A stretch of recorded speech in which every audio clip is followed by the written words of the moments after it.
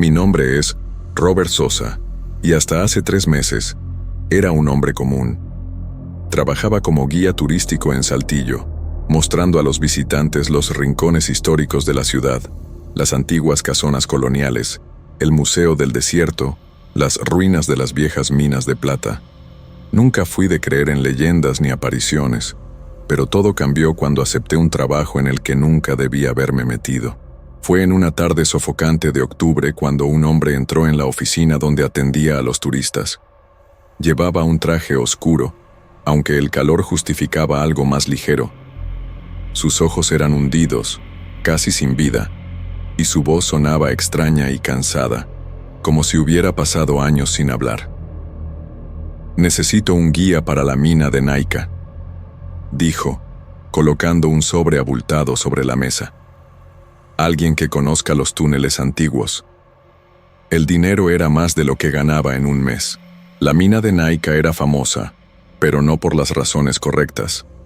Todo el mundo en Saltillo conocía la historia de los mineros que desaparecieron en 1920, cuyos cuerpos fueron encontrados retorcidos como muñecos rotos.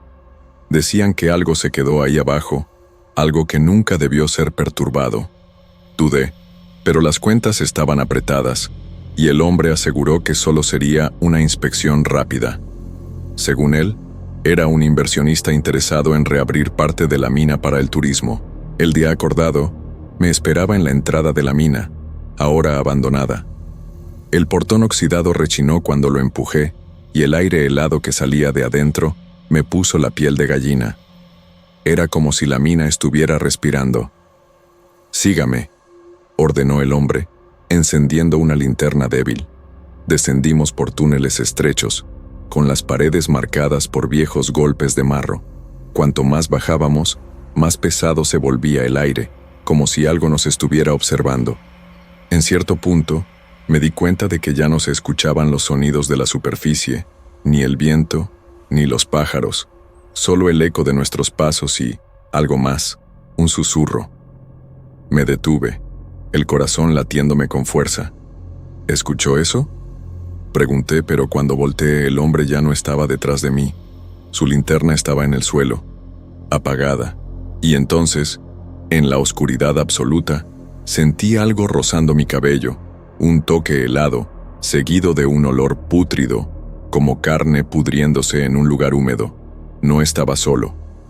La oscuridad era tan densa que podía sentirla presionando mis ojos. Mis manos temblaban mientras intentaba encender mi linterna de reserva, pero las pilas fallaron. Saqué el celular del bolsillo, pero la pantalla permaneció muerta. No había señal, ni luz, solo aquel silencio devorando cada una de mis respiraciones. Decidí seguir adelante, palpando las paredes húmedas del túnel. La textura de la piedra era extrañamente irregular, como si estuviera cubierta de cicatrices. Cuando mis dedos tocaron algo frío y metálico, grité. Era un viejo vagón minero, abandonado hacía décadas. Sus ruedas estaban atrapadas en rieles corroídos, y dentro de él había una lámpara de aceite oxidada. La encendí con un fósforo que llevaba en el bolsillo. La llama vacilante reveló grabados en las paredes, símbolos arañados con uñas o herramientas, formas geométricas distorsionadas que parecían rituales.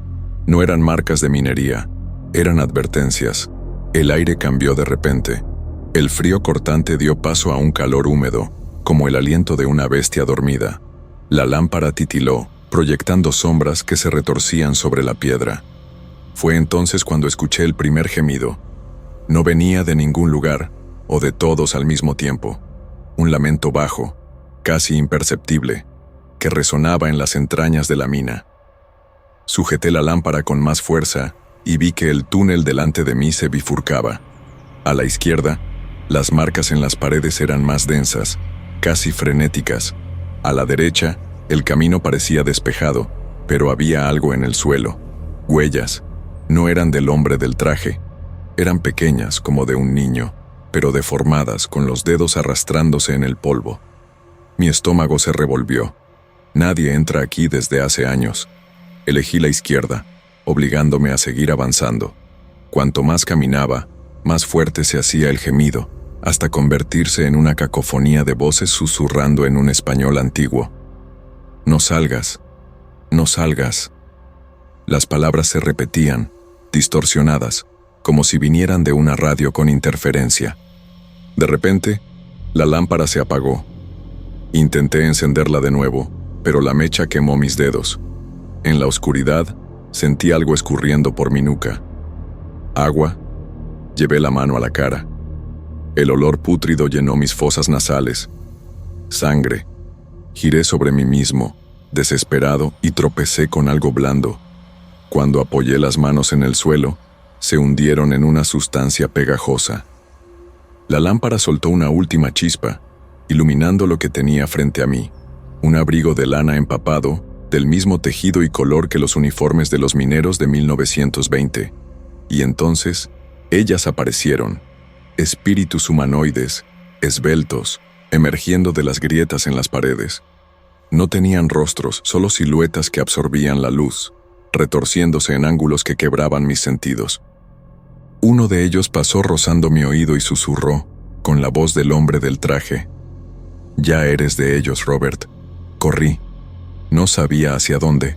Solo seguía los rieles del vagón, tropezando con piedras y restos de equipo. Las voces ahora reían, altas y agudas, y las paredes parecían cerrarse detrás de mí. Hasta que, al final del túnel, vi una puerta de madera podrida, con una cruz inclinada grabada a cuchillo. La empujé con el hombro y cedió con un crujido. Adentro, una capilla improvisada, bancos rotos, velas derretidas y en el altar, 5 figuras arrodilladas, envueltas en abrigos polvorientos, espíritus demoníacos haciendo rituales de sangre. La capilla no era un refugio, era una trampa. El aire se volvió ácido, quemando mi garganta. Intenté cubrirme el rostro con la manga de la camisa, pero la tela comenzó a deshilacharse, corroída por algo que no podía ver. Las velas en el altar se encendieron solas, llamas intensas. Retrocedí hasta pegarme a la pared, pero estaba caliente y húmeda, como carne viva. Los símbolos grabados en ella comenzaron a sangrar, un líquido negro y pegajoso que se escurrió sobre mis zapatos. Uno de los espíritus se alzó, más alto que los demás, su cuerpo borroso, como humo. No habló. Su voz vino de todas partes al mismo tiempo, un rugido bajo que retumbó en mi mente. Los liberaste, y ahora los llevarás contigo. Me ardían los pulmones. Tosí, cegado por el dolor, y cuando el humo se disipó, los espíritus habían desaparecido.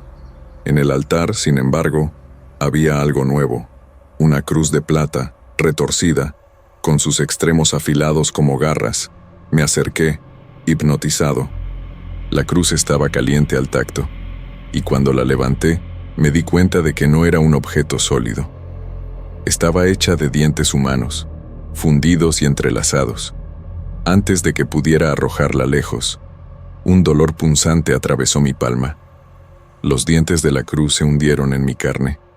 La arrojé al suelo, pero ya era tarde. Mi mano estaba marcada, un símbolo idéntico a los de las paredes, grabado en mi piel. Escuché risas entonces, voces familiares de las personas a las que guiaba por la ciudad, mezcladas con los susurros de los mineros. Ellos sabían, me estaban llamando de vuelta. La marca en mi palma ardía como fuego. Las risas que escuchaba ya no venían de la mina, sino desde dentro de mí, resonando en las paredes de mi cráneo. Corrí por el túnel, siguiendo la luz tenue de la entrada, pero cuanto más me acercaba a la superficie, más el símbolo en mi mano palpitaba, como si intentara arrastrarme de regreso. Al salir, el sol de la tarde me cegó. La mina estaba en silencio, el portón oxidado intacto, como si nunca hubiera entrado. Regresé a casa, convencido de que había escapado. No escapé. Esa noche, desperté con la cama empapada en sudor. La marca en mi mano se había expandido, formando venas negras que subían por mi brazo. En el espejo del baño, vi algo moverse detrás de mí, una silueta esbelta, la misma de la capilla. Cuando me giré, no había nada, pero en el suelo, Manchas de un líquido negro llevaban hasta la ventana. Fue entonces cuando entendí lo que los espíritus querían. El símbolo no era solo una marca. La marca en mi mano no dejaba de crecer. Venas negras trepaban por mi brazo, como raíces bajo la piel, y las voces en mi cabeza susurraban números: 4 días, 3 horas, 2 minutos, una cuenta regresiva. Lo supe, sin entender cómo, que cuando llegara a 0, algo peor vendría. Intenté resistir. Tiré la cruz de dientes, evité las minas, incluso borré mis archivos de trabajo, pero las voces solo se hicieron más fuertes. La tercera noche, desperté en el sótano de mi casa, rodeado de herramientas de excavación que no eran mías. Mis manos sangraban, cubiertas de tierra, como si hubiera estado cavando en la oscuridad. Al cuarto día, la marca alcanzó mi pecho. Fue entonces cuando los turistas comenzaron a buscarme. No los que conocía, extraños con miradas vacías, como el hombre del traje. Dejaban sobres con dinero en mi puerta, insistiendo en que los guiara a Naica. Me negué hasta que la cuenta regresiva llegó a 0. Desperté dentro de la mina. Ya no soy Robert Sosa, soy un guía. La mina me permite vivir en la superficie, pero no como antes. Mi cuerpo envejece más lento, y las cicatrices en mi espalda nunca sanan. Sangran cuando me acerco a iglesias o cruces. Cambié mi apartamento por un cuarto rentado cerca de las minas, donde las paredes están cubiertas de mapas antiguos y fotos de turistas que ya no existen. Los sobres con dinero siguen apareciendo. Siempre hay un nuevo visitante en mi puerta. Hombres de traje oscuro, mujeres con ojos de vidrio, incluso niños que sonríen sin mostrar los dientes. Los llevo hasta la entrada secreta, les muestro el camino, y ellos hacen el resto. A veces escucho los gritos allá abajo, pero las voces en mi cabeza los ahogan con risas.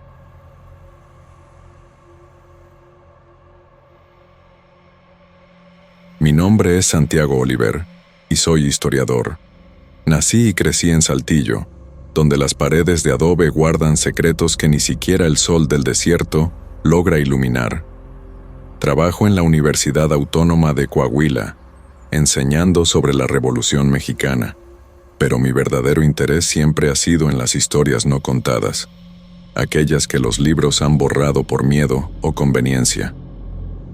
Todo comenzó en septiembre de 2023, cuando encontré una carpeta polvorienta en el archivo de la universidad.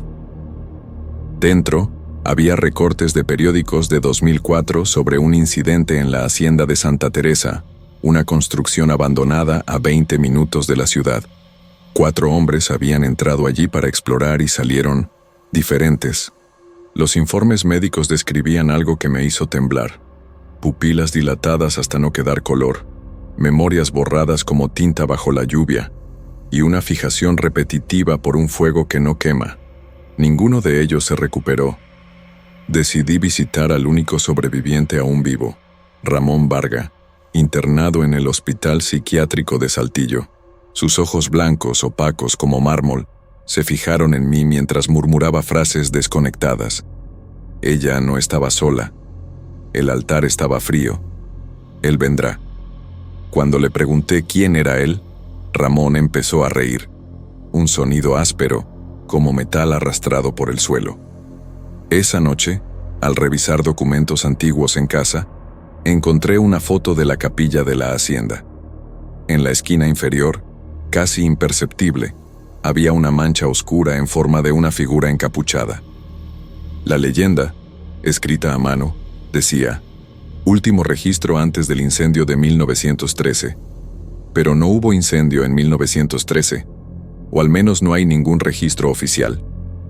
Fue entonces cuando noté algo extraño en mis propias anotaciones. Palabras garabateadas al margen, en letras que no eran mías. ¿Ya escuchaste los susurros en el viento, Santiago? El aire seco del desierto entró por la ventana abierta, llevando consigo el olor a cenizas.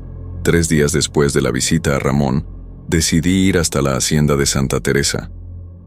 El camino de tierra que llevaba hasta allí era estrecho, rodeado de cactus y paredes de piedra desgastadas por el tiempo. El cielo estaba gris, algo raro en septiembre, y el viento soplaba en ráfagas cortas, como si intentara advertirme de regresar. La construcción apareció en el horizonte como un esqueleto de adobe y madera podrida. La capilla, con su campanario inclinado, parecía observar cada uno de mis pasos. Antes de entrar, noté marcas extrañas en el suelo, círculos poco profundos, dibujados con piedras negras y carbón. Alguien estuvo allí recientemente, o algo imitó la forma humana para dejar aquello. Dentro de la capilla, el aire era helado, contrastando con el calor del desierto. En el altar agrietado, manchas oscuras se esparcían como raíces. Toqué una de ellas y retiré la mano rápidamente. La textura era pegajosa, incluso después de décadas secándose. Cuando encendí la linterna del celular, vi que las paredes estaban cubiertas de símbolos. Algunos parecían letras antiguas, otros, dibujos de llamas distorsionadas. Fue entonces cuando escuché un arrastre lento, como un tejido siendo arrastrado contra el suelo de ladrillos. Provenía del pasillo oscuro detrás del altar. La linterna tembló en mi mano, y la luz falló por un instante. En la breve oscuridad, algo se movió. No era humano, era solo una masa densa, como humo sólido, flotando a medio metro del suelo. Cuando la luz volvió, no había nada. Corrí hacia afuera, pero una fuerza invisible sujetó mi pierna, como si manos frías me tiraran de vuelta. Giré el cuerpo, desequilibrado, y caí de rodillas. En la tierra, a mi lado, había una palabra grabada: quédate. Regresé a Saltillo en silencio, el corazón latiendo como un tambor de guerra. En la puerta de mi departamento, una sorpresa. Todas las ventanas estaban cerradas, pero el suelo de la sala estaba cubierto por una fina capa de arena. En el centro, una sola huella, descalza, quemada en los bordes, como si hubiera sido hecha por algo que caminó sobre brasas. Abrí mi cuaderno de anotaciones para registrar el día, y allí estaba, escrito en rojo opaco: él ya te vio. No dormí esa noche. La huella quemada en el suelo de mi sala no desapareció, incluso después de barrer la arena. Parecía haberse impregnado en el piso, como una cicatriz. Decidí adentrarme más en los archivos de la universidad, pero algo cambió. Cada vez que investigaba sobre la hacienda de Santa Teresa, el sistema se trababa. Páginas de libros antiguos sobre la Revolución Mexicana ahora tenían párrafos enteros tachados con tinta negra, y fotos históricas mostraban sombras donde antes había soldados o caballos. Fue en un libro olvidado en la sección de antropología que encontré una pista: Rituales de purificación y sangre en el México revolucionario. Mencionaba una secta que operaba en haciendas abandonadas durante la guerra. Ellos creían que el sacrificio humano encendería un fuego eterno para proteger a los líderes revolucionarios. El símbolo de la secta: una llama invertida, exactamente como los dibujos en las paredes de la capilla. Ese mismo día, al regresar a casa, me di cuenta de que estaba siendo seguido. No veía a nadie, pero escuchaba pasos sincronizados con los míos, deteniéndose cuando yo me detenía. En el reflejo de los escaparates, una silueta encapuchada aparecía por fracciones de segundo, siempre detrás de mí. Cuando me volteaba, solo había vacío. La gota que colmó el vaso fue el paquete dejado en mi puerta. Dentro, un cuaderno en descomposición, con páginas pegadas por algo marrón y seco. Era el diario de Enrique Gómez, el dueño de la hacienda en 1913. En las últimas entradas, describía cómo los soldados revolucionarios habían invadido la propiedad, liderados por un hombre llamado El Silencioso, así llamado porque le arrancaron la lengua antes de ejecutarlo. Enrique escribió, con letras temblorosas: trajeron el fuego que no quema. El Silencioso los controla, incluso muerto. Su odio es el combustible. La noche cayó rápido. Encendí todas las luces del departamento, pero las lámparas parpadeaban como velas en una corriente de aire. En el baño, mientras me lavaba la cara, el agua del grifo se oscureció de repente, cayendo espesa y negra. Olía a aceite quemado. Afuera, en el edificio vecino, una luz parpadeaba rítmicamente en el último piso, vacío desde hacía años. A través de los vidrios rotos, distinguí la figura de una persona con capucha, parada frente a una ventana. Sostenía algo que brillaba débilmente como brasas. Antes de que pudiera reaccionar, la luz se apagó. Al regresar a la sala, el diario de Enrique estaba abierto en la última página. Alguien, o algo, había escrito sobre las palabras originales, usando el mismo rojo opaco de la nota anterior. Eres el próximo eslabón. El fuego consume, pero el odio permanece. Busca la cueva bajo el altar. Mis manos temblaban al tomar el cuaderno.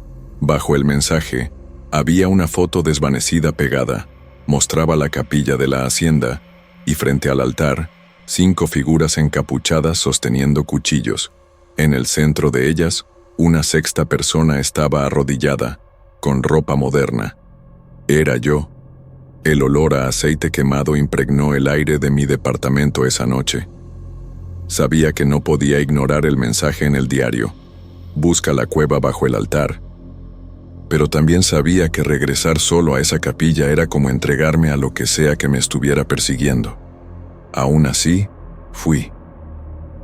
La madrugada estaba silenciosa cuando llegué a la hacienda, la luna llena iluminando el camino como un faro macabro. Esta vez, la puerta de la capilla estaba abierta de par en par, como si me esperaran. Dentro, el frío era más intenso, y el suelo vibraba levemente, como si algo respirara bajo las fundaciones. Me arrodillé frente al altar. Las tablas de madera podrida crujían bajo mi peso. Quité los escombros y, con las manos sucias de tierra y hollín, encontré una abertura estrecha en el suelo, una especie de trampilla, oculta por siglos. Lo que vi allí abajo me hizo atragantarme. Una cámara circular, las paredes marcadas con símbolos macabros. En el centro, un círculo de piedras negras rodeaba un agujero poco profundo, lleno de cenizas y huesos carbonizados. 5 marcas en el suelo, como siluetas de cuerpos quemados, formaban un pentagrama tosco. Pero lo peor estaba frente a mí. Sobre una piedra plana, un cadáver momificado, vestido con harapos de la Revolución, estaba sentado como si aún estuviera vivo. Su rostro estaba cubierto por un capucho de cuero seco, y sus manos, negras como carbón, sostenían un puñal oxidado. La boca del cadáver estaba cosida con hilos gruesos, pero escuchaba algo saliendo de allí. Un murmullo ronco, palabras en un español arcaico, sangre, para el fuego que no se apaga. Fue entonces cuando lo noté. Los huesos en el agujero no eran antiguos. Había fragmentos de ropa moderna mezclados con las cenizas, trozos de tela que coincidían con las descripciones del grupo de 2004. Antes de que pudiera retroceder, una ráfaga de viento caliente salió de la cueva, apagando mi linterna. En la oscuridad, sentí algo moviéndose a mi alrededor. La última cosa que vi antes de desmayarme fue el cadáver encapuchado levantando lentamente la cabeza, sus puntos cosidos rompiéndose uno a uno, como si algo dentro de él estuviera listo para salir. Desperté en el hospital de Saltillo, con el rostro hinchado y los labios agrietados por la deshidratación. Dijeron que me encontraron al amanecer, tendido en la carretera cerca de la hacienda, inconsciente y con las manos quemadas. No recordaba nada después de desmayarme en la cámara subterránea, pero había pruebas, en mi ropa, cenizas mezcladas con fragmentos óseos, en el bolsillo, el puñal oxidado que el cadáver sostenía, y en mi celular, un audio de 12 minutos grabado durante la noche. El sonido era de viento aullante y pasos arrastrados. Mi propia voz, ronca y quebrada, susurraba en español arcaico, un idioma que nunca estudié. Entre las palabras, reconocí el nombre, El Silencioso. Al final del audio, un gemido agudo, seguido por un chasquido seco, y entonces, una voz extraña, saliendo de mi garganta. El fuego está encendido. El próximo vendrá. Los médicos me diagnosticaron con estrés postraumático y psicosis inducida. Me recetaron sedantes, pero las quemaduras en mis manos no cicatrizaban. Dolían como si todavía estuvieran en llamas. Una semana después, recibí un sobre anónimo. Dentro había una foto borrosa tomada dentro de la capilla. Estaba allí, de espaldas, arrodillado frente al altar. Detrás de mí, 5 sombras encapuchadas, inmóviles. En la parte de atrás había una frase: pensaste que eras el investigador, pero siempre fuiste el sacrificio. Intenté quemar la foto en mi cenicero, pero las llamas se negaron a tocarla. Hoy, volvieron a seguirme. Veo sombras con capuchas en el reflejo de los espejos, y el olor a aceite quemado llena mi apartamento, aunque todas las ventanas están abiertas. Por la noche, sigo las huellas de arena que aparecen en el suelo, que me llevan hasta mi escritorio. Mi cuaderno está lleno de frases que no recuerdo haber escrito. Él necesita un nuevo cuerpo. El silencioso tiene hambre. El fuego no quema, preserva. Serás recordado. Si alguien encuentra estas páginas, que sepa, la hacienda de Santa Teresa no está abandonada. Alguien, o algo, aún la habita, alimentándose de curiosidad y miedo. Y si escuchas susurros en el viento, provenientes del desierto, no los sigas. Ya me han visto, ya saben tu nombre también. A veces, despierto con tierra en la boca y símbolos de fuego invertido rayados en las paredes. Ya no soy el mismo hombre.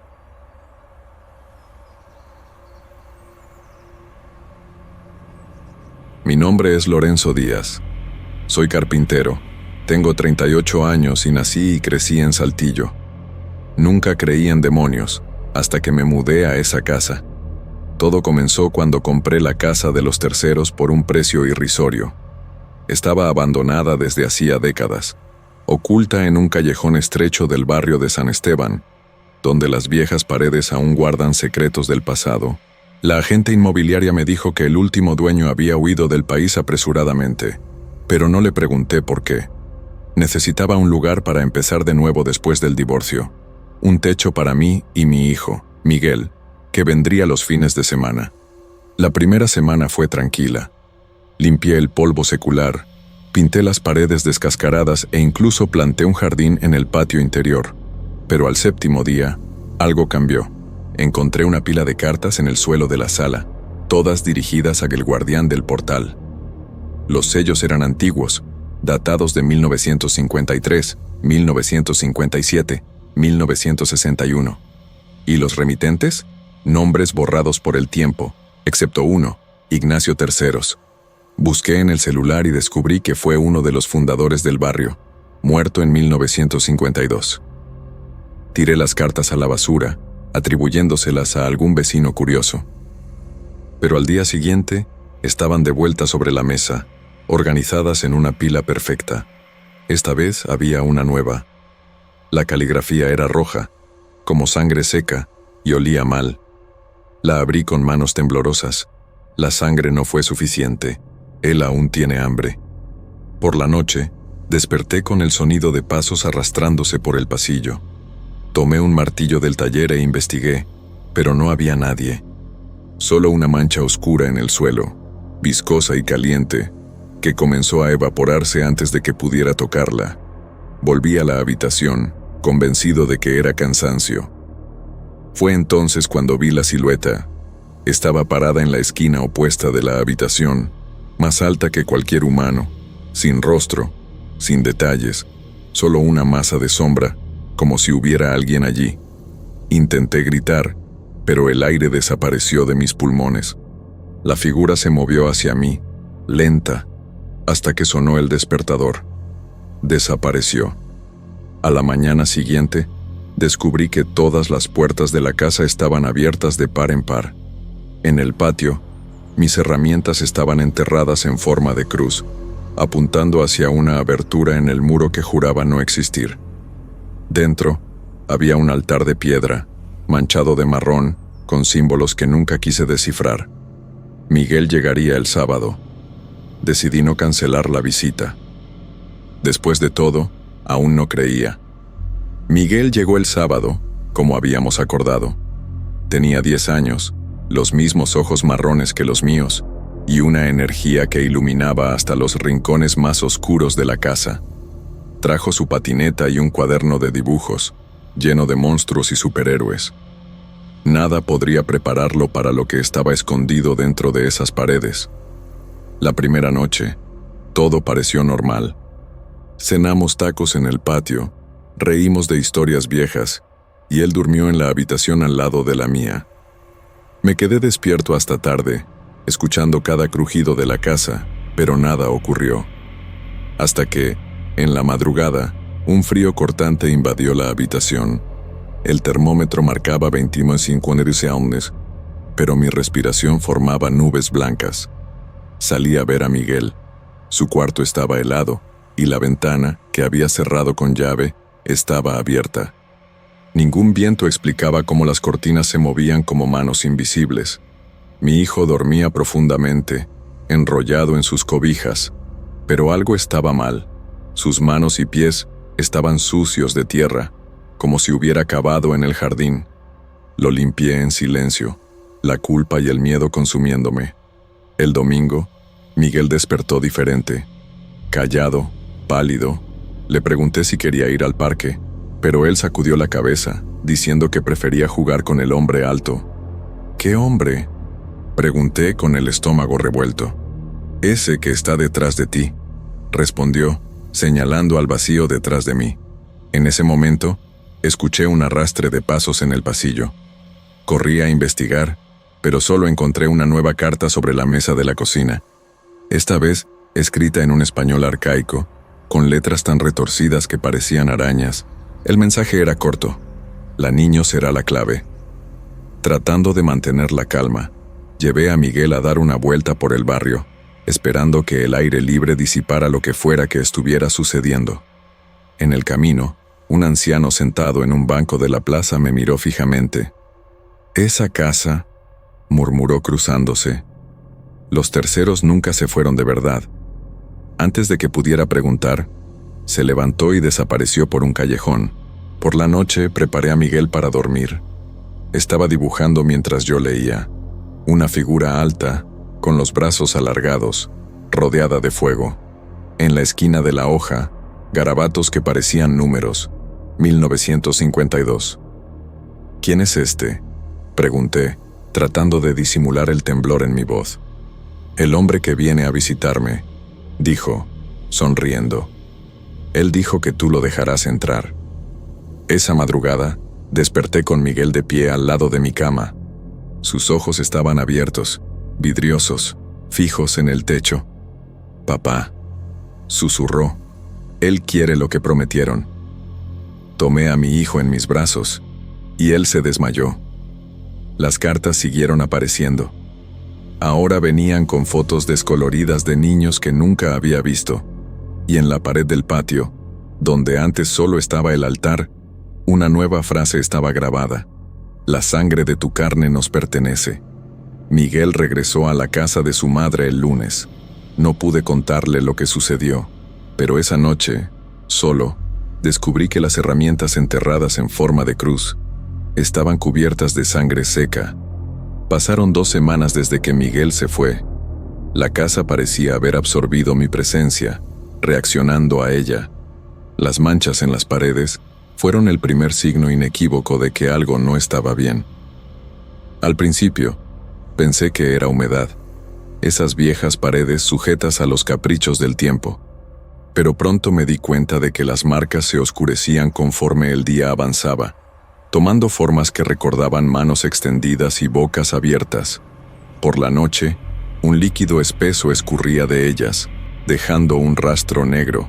El sótano, que siempre mantenía cerrado, comenzó a emitir un olor a carne podrida que subía por las rendijas de la puerta, tan intenso que me cubría la nariz con la camisa al pasar por ahí. En la tercera noche, desperté con un golpe sordo proveniente de abajo. Bajé las escaleras y encontré la puerta del sótano abierta de par en par, la manija ensangrentada. Mi linterna reveló pequeñas huellas en la tierra, como si un niño hubiera caminado en círculos por el lugar. En el centro, La tierra estaba removida, como si alguien hubiera cavado y luego tapado rápidamente. A la mañana siguiente, encontré mi martillo enterrado en el mismo lugar, la cabeza manchada de óxido rojizo. Las voces comenzaron discretas, susurros casi inaudibles que se mezclaban con el viento. Con el tiempo, se hicieron más claras, frases en español, murmullos que venían de rincones vacíos. Una noche, escuché risas infantiles provenientes del cuarto de Miguel, que estaba vacío. Cuando entré, la ventana estaba abierta y el suelo cubierto de hojas secas, aunque no había árboles lo suficientemente cerca como para que el viento las arrastrara hasta allí. Decidí grabar. Puse el celular en el pasillo, apuntando hacia la puerta del cuarto. El video mostró solo oscuridad hasta las 3:17 am, cuando la pantalla se oscureció aún más, como si algo hubiera bloqueado la luz. En los pocos segundos siguientes, una masa indistinta pasó frente a la lente, arrastrando algo pequeño y retorcido detrás de sí. El video terminó abruptamente, siendo la última imagen un reflejo en la lente, 2 puntos brillantes que podrían haber sido ojos. En la pared del cuarto, aparecieron marcas de manos pequeñas al lado de la cama, como si alguien se hubiera apoyado allí por mucho tiempo. La tierra bajo las uñas de Miguel cuando estuvo aquí no era del jardín, era de ese sótano. La iglesia de San Juan Bautista estaba a unas pocas cuadras. El padre, un hombre anciano de ojos profundos, miró por mucho tiempo mis manos cuando mencioné la dirección. No dijo nada, solo puso ante mí un libro antiguo abierto en una página, con una fotografía descolorida. El retrato mostraba un grupo de hombres con trajes del siglo pasado, posando frente a mi casa. En el centro, un hombre alto con un abrigo oscuro destacaba, Ignacio Terceros. El padre señaló una anotación al margen, Sanguis pueri ostium aperit. Al volver a casa, el olor a azufre me golpeó antes de abrir la puerta. Todas las paredes estaban cubiertas con inscripciones en esa sustancia negra, frases superpuestas en español y latín. En el centro de la sala, la mesa estaba puesta para 2. En el lugar donde Miguel solía sentarse, un plato sucio, los cubiertos manchados de algo oscuro.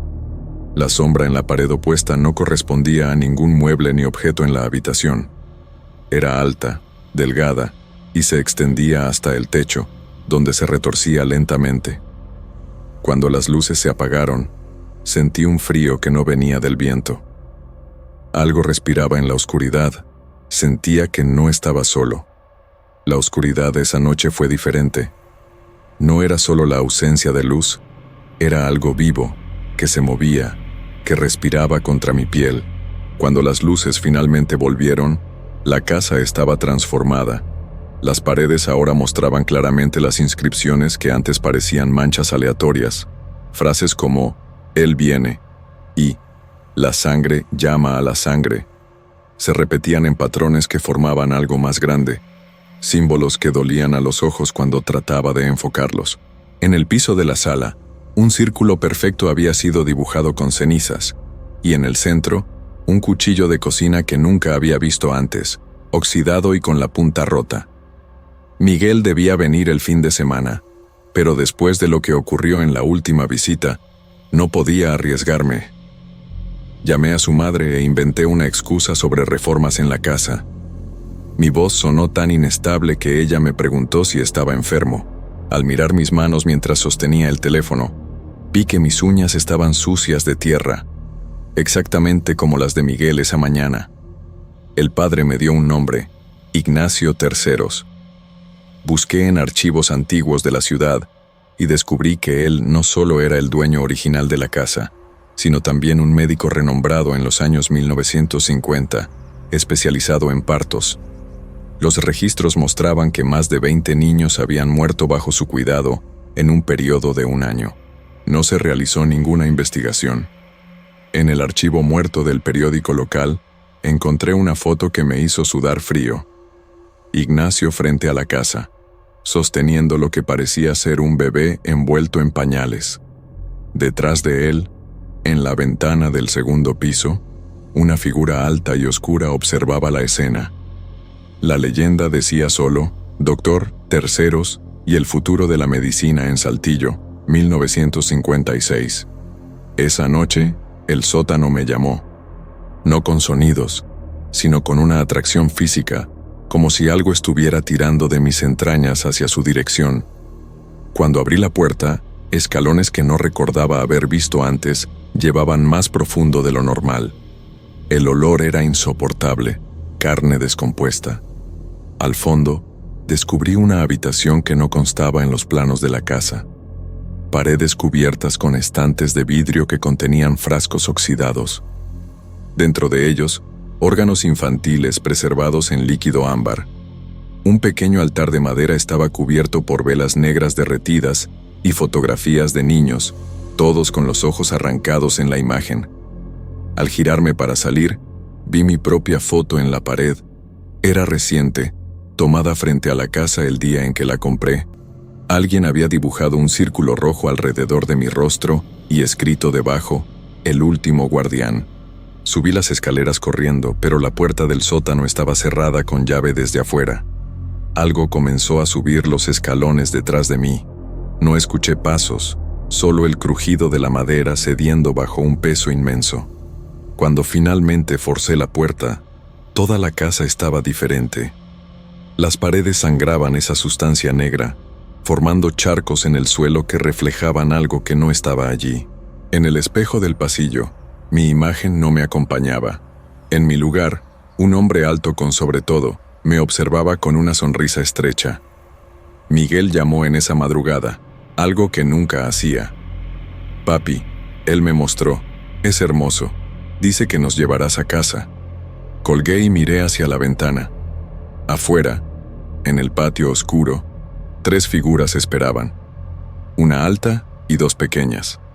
Todas miraban hacia arriba, hacia mí. La primera carta que recibí estaba sobre la mesa, debajo de la cuchilla oxidada. Esta vez, reconocí la caligrafía. Era la mía. Me encuentro en un lugar que no es exactamente un hospital, ni un asilo. Los médicos dicen que sufro de psicosis inducida por estrés extremo. Pero ellos no vieron lo que yo vi. No sintieron lo que tocó mi hombro en esa última noche en la casa de los Terceros. A la mañana siguiente de la llamada de Miguel, desperté en el sótano. Mis manos estaban clavadas en la tierra húmeda, las uñas rotas y sangrando. Había cavado hasta encontrar lo que buscaba, un baúl pequeño, forrado con una tela que alguna vez fue blanca. Dentro, había huesos infantiles dispuestos en patrones rituales y un diario perteneciente a Ignacio Terceros. Las páginas describían en detalle los rituales, cómo él creía que el sacrificio de niños no bautizados, hijos de solteras huérfanos, podría abrir un portal para traer de vuelta a su propio hijo muerto. Al final, una confesión.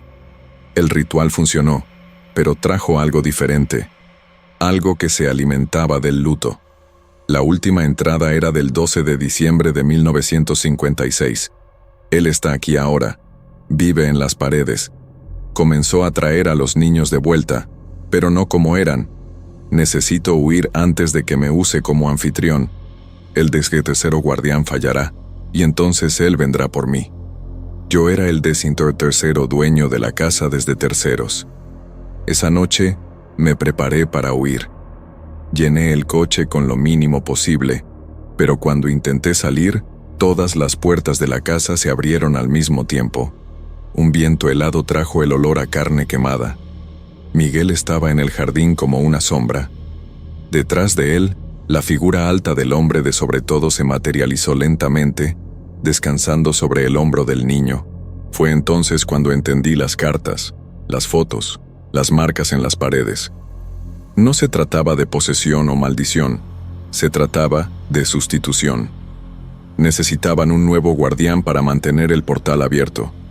Alguien vinculado por sangre. Eché gasolina por toda la casa y encendí un cerillo. El fuego no debería haberse propagado tan rápido, pero en minutos las llamas formaron patrones que recordaban esos símbolos en las paredes.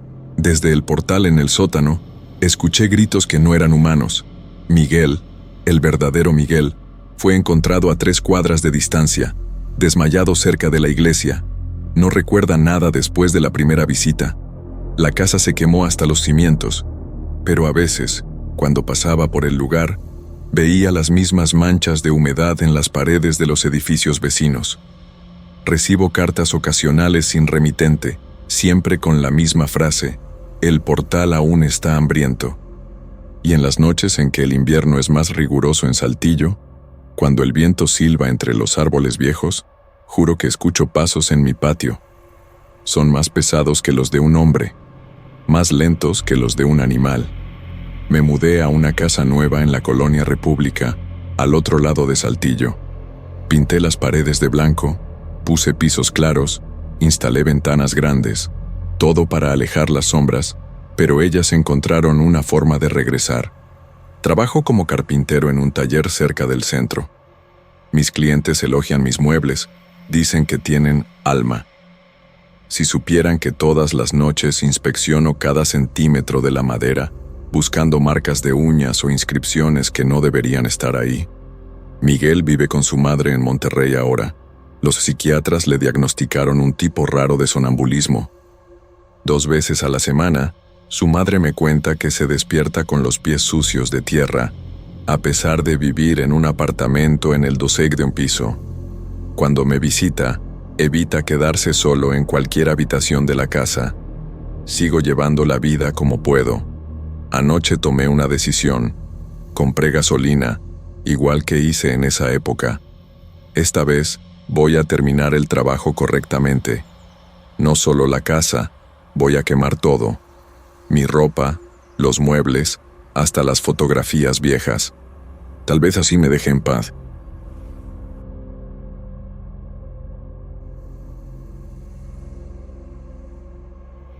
Mi nombre es Ramón Gastón.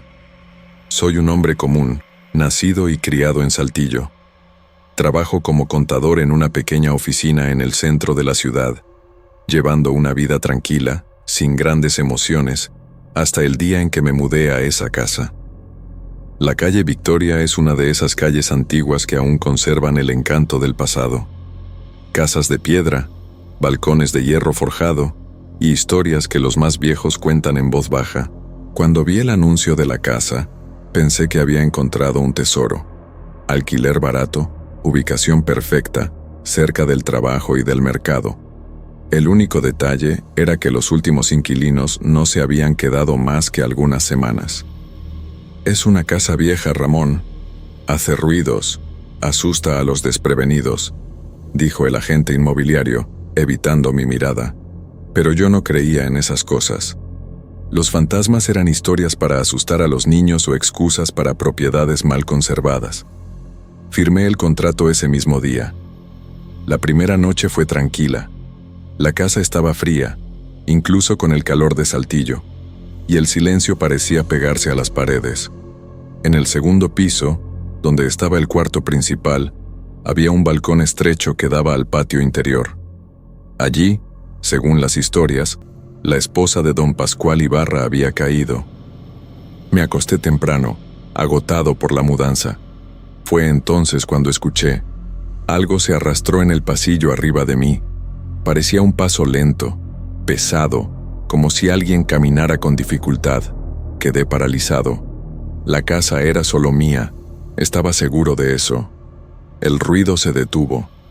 Respiré aliviado, convencido de que era el viento o la madera antigua ajustándose. Entonces vino el sonido de algo siendo arrastrado por el suelo, como si un mueble fuera jalado lentamente. Y luego, un suspiro. No era el viento. Era algo que venía del vacío del pasillo oscuro, algo que parecía estar respirando. Mi cuerpo entero se heló. No soy un hombre de correr, pero esa noche, por primera vez en años, dormí con la luz encendida. Y aún no sabía que eso era solo el primer aviso. 3 noches pasaron desde el primer incidente. Aún intentaba convencerme a mí mismo de que había una explicación lógica. Tal vez ratas en el ático o el edificio viejo acomodándose. Pero ninguna de esas justificaciones explicaba lo que sucedió en la 4ª noche. Me desperté a mitad de la madrugada con un frío cortante, como si alguien hubiera abierto una ventana. El cuarto estaba helado, mi respiración entrecortada. Y entonces escuché de nuevo. Los pasos, esta vez, venían bajando las escaleras. Cada escalón crujía bajo un peso que no podía ver. Mi corazón latía tan fuerte que parecía querer saltar fuera del pecho. Permanecí inmóvil, los dedos enterrados en el colchón, mientras el sonido se acercaba a mi piso. El pasillo fuera de mi habitación era estrecho y oscuro. No tenía valor para mirar, pero tampoco podía cerrar los ojos. Entonces, vino lo peor. Los pasos se detuvieron frente a mi puerta. Silencio. El picaporte no se movió. Nadie llamó mi nombre, pero sabía que había algo al otro lado. Una presencia, algo que no debía estar allí. Mi mano tembló cuando extendí el brazo para tomar el celular. La pantalla iluminó la habitación por un instante, y fue suficiente para que viera la rendija debajo de la puerta y la sombra de 2 pies detenidos al otro lado. La luz del celular se apagó, no respiraba.